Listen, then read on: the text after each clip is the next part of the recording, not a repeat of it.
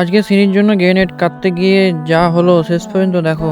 তো আসসালামু আলাইকুম everyone, welcome back to my new blog. তো কেমন আছো তোমরা? আশা করি সবাই ভালো আছো। আলহামদুলিল্লাহ আমি অনেক ভালো আছি। তো আবার সকাল সকাল চলে এলাম সেই সাইডে যেখানে আমি কাজ করি।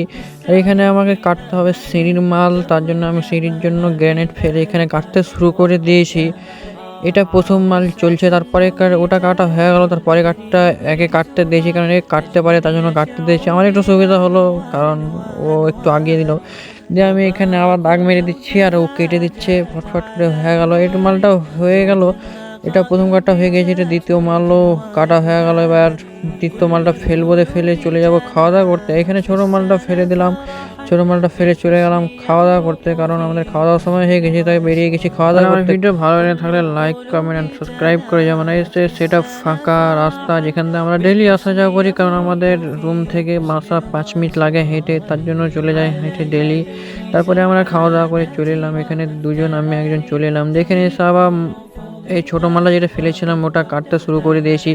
দিয়ে ওটা কাটা হয়ে গেলে এবার বড়ো গ্রেনেড একটা ফেলবো, তার জন্য এখানে বালি দেওয়া হচ্ছে। বালি দেওয়া হয়ে গেলে বড় গ্রেনেডটা ফেলে দিলাম, বালি দেওয়া হয়ে গেল দিয়ে। আর এখানে এটাও কাটা চলছে, কারণ এটা কাটা হয়ে গেলে হয়ে যাবে। যে আমি এটা আবার কাটতে শুরু করে দিলাম। আর এখানে এদিকটা মাল কাটা হয়ে গেছে আর এ সাইডটা কাটা হয়ে গেছে, আর এটাও আমি কেটে কমপ্লিট করে দিলাম। এরপর আর একটা মাল ফেলতে হবে, ওটাতে অল্প একটু কাটতে হবে, তাহলেই হয়ে যাবে। এখানে এটা কাটা হয়ে গেল, কারণ আর দুটো লাগবে, তাহলেই হয়ে যাবে। তার জন্য এই মালটা, বড় মালটা ফেলতে হলো দুটোর জন্য। আর এটা দুটো মাল কাটা হয়ে গেল, এবার পুরো কমপ্লিট হয়ে গেল। এতে এদিকে আছে, এদিকে আছে, উপরে অনেকটা মাল তোলা হয়ে গেছে।